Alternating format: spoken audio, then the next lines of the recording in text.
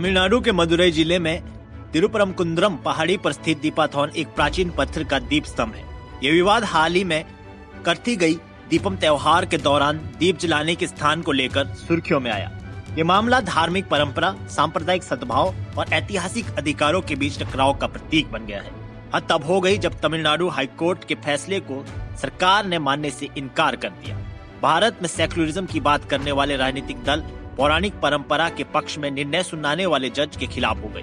उन्होंने संसद में स्पीकर को जज को हटाने के लिए ज्ञापन सौंप दिया। आइए समझते हैं कैसे तमिलनाडु एक तरफा सेक्युलरिज्म का शिकार हो रहा है। दरअसल तिरुपरमकुंद्रम पहाड़ी पर 6वीं शताब्दी का सुब्रमण्य स्वामी मंदिर और 14वीं शताब्दी की दरगाह स्थित है। सदियों से ये स्थल हिंदू मुस्लिम सद्भाव का प्रतीक माना जाता रहा है। पहाड़ी के निचले शिखर पर 2 प्राचीन दीपाथौन है, जिनमें एक पर कार्तिकेय दीपम जलाने की परंपरा रही है। परंपरा के अनुसार दीप सदियों में उच्चपिल्लार मंदिर के पास दीपा मंडप में जलाया जाता है, लेकिन कुछ भक्तों का दावा है कि मूल परंपरा के अनुसार दीपाथौन पर ही दीप जलाने का अधिकार था। ये इतिहास और धार्मिक मान्यता के बीच विरोध का मुख्य कारण बन गया है। विवाद की शुरुआत नवंबर 2025 में हिंदू कार्यकर्ता रामा रवि कुमार ने Madurai bench of Madras high court में याचिका दायर की, जिसमें दीपाथौन पर दीप जलाने की अनुमति मांगी गई। इसके विरोध में राज्य सरकार, मंदिर प्रशासन, दरगाह पक्ष और तमिलनाडु वक्फ बोर्ड खड़े हुए। उनका तर्क था कि दीपाथौन सर्वेक्षण का पत्थर है, न कि धार्मिक स्तंभ, और दीप जलाने से सांप्रदायिक तनाव बढ़ सकता है। 2017 के हाई कोर्ट के फैसले में यह तय किया गया था कि दीप दीपा मंडप में ही जलाया जाएगा। जस्टिस GR स्वामीनाथन ने 1 दिसंबर 2025 को याचिका स्वीकार कर ली। उन्होंने कहा कि दीपाथौन का उद्देश्य दीप जलाना ही है और तमिलनाडु साहित्य संगम साहित्य में पहाड़ियों पर दीप जलाने की परंपरा का उल्लेख मिलता है। न्यायाधीश ने यह भी स्पष्ट किया कि दीप जलाने से दरगाह या मुस्लिम समुदाय के अधिकार प्रभावित नहीं होंगे। कोर्ट के आदेश के बाद भक्तों ने दीप जलाने की कोशिश की, लेकिन पुलिस ने इसे रोका। इसके चलते अशांति फैल गई। सैकड़ों लोग पहाड़ी पर चढ़ गए और केंद्रीय सुरक्षा बलों को बुलाना पड़ा। जिला प्रशासन ने बड़ी सभाओं पर प्रतिबंध लगाया।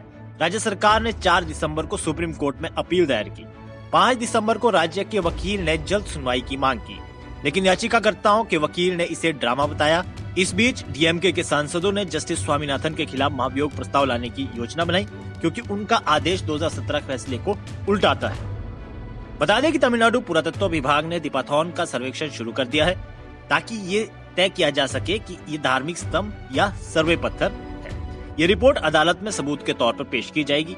ये विवाद धार्मिक स्वतंत्रता और सांप्रदायिक सद्भाव के बीच संतुलन का प्रतीक बन गया है। कार्तिकेय दीपम तमिल संस्कृत में प्रकाश और ज्ञान की जीत का उत्सव है, लेकिन इस विवाद ने राजनीतिक रंग ले लिया है। 1981 में DMK सरकार के पुरातत्व विभाग ने दीपाथौन को पवित्र दीप स्थल माना था। अब पुराने और नए दावों के बीच टकराव देखने को मिल रहा है। बहरहाल दीपाथौन विवाद केवल एक धार्मिक या सांस्कृतिक मामला नहीं है। ये धार्मिक परंपरा, न्यायिक हस्तक्षेप, राजनीतिक लाभ और सांप्रदायिक संतुलन के बीच जटिल टकराव को दिखाता है। इस मामले ने दिखा दिया है कि किस तरह तमिलनाडु में हिंदू संस्कृति के प्रतीकों के साथ खिलवाड़ की कोशिश की जा रही है। पेरियार की मानसिकता को सनातन के खिलाफ इस्तेमाल किया जा रहा है। भाषा को छोड़ तमिल में हर मूल संस्कृति को बदलने की कोशिश की जा रही है। भाषा विवाद के स्थान पर हिंदू विरोधी मानसिकता को बढ़ाया जा रहा है। ऐसे में देखना होगा कि तमिलनाडु में सरकार इस मुद्दे पर क्या कदम उठाती है। फिलहाल के लिए इस खबर में इतना ही। देश और दुनिया की बड़ी खबरों के लिए देखते रहिए पंजाब केसरी टीवी। हमसे जुड़े रहने के लिए हमारे YouTube चैनल को सब्सक्राइब करें और नई वीडियो की नोटिफिकेशन के लिए बेल आइकॉन को दबाएं।